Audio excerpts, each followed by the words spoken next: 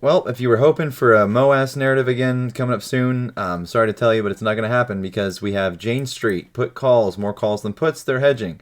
You have Hound Partners LLC, calls and puts, you have slightly more puts than calls. You have Parallax Volatility, they have puts and calls. You have Susquehanna back in, puts and calls.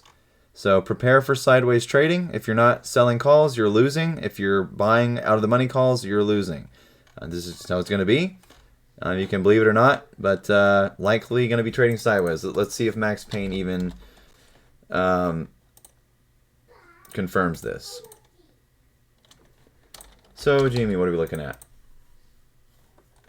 Max Payne, 121. Where are we at now? 122. Okay. 225. 118. All right. 122 to 118. Where are we at? Oh, 110. All right. What about 311? 115. Cool. 318. 110. 325. 111. Sorry, but spending time learning wouldn't hurt you because you can still hold GameStop. You can make money. This is the perfect, like between now and April is the perfect time to sell covered calls. So it is what it is. Yeah, don't expect much from GameStop the next few weeks based on the open interest, based on the Max Payne, based on things that, are relevant. So